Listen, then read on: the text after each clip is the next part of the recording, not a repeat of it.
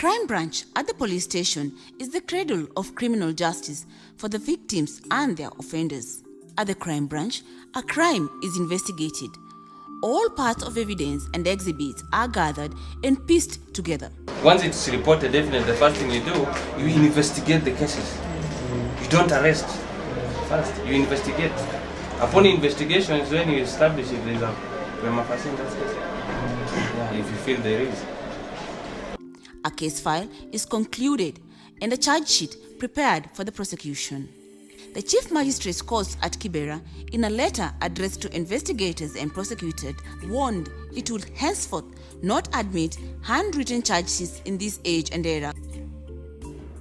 Discerning this letter further reveals the courts are urging the police to adapt more modern techniques for capturing, retrieving, analyzing, and disseminating information critical to a completed case file. Already, the police quartermaster is distributing desktop computers to different police stations across the country to modernize data management. In a majority of stations, including Mtwapa and Kopsiro, officers in the crime branch still use old typewriters to prepare case files. Stationery takes long to arrive, sometimes between 6 and 8 months.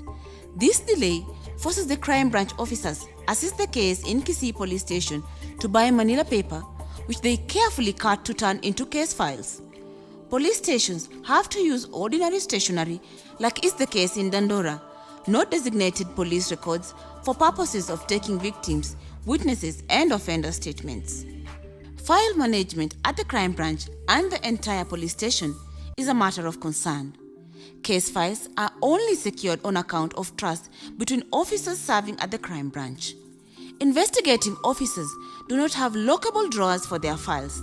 All police station records are kept on open shelves at the records office. Challenges of the crime branch go beyond file management.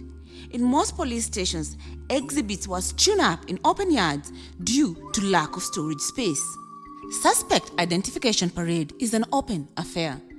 A number of persons are placed on a row, and a victim or witness is expected to walk over to touch the suspect. Now, for communities that experience organized crime, this is a major disincentive resulting into miscarriage of justice.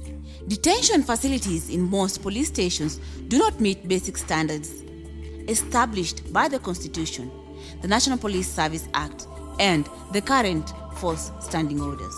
Most facilities did not have adequate sanitation. In some, buckets are provided in the detention facility.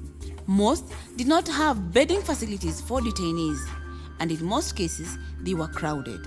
The police have a basic allocation for meals for the detainees at 90 Kenya shillings in the urban areas and 60 Kenya shillings in the rural areas to cater for breakfast, lunch, and dinner.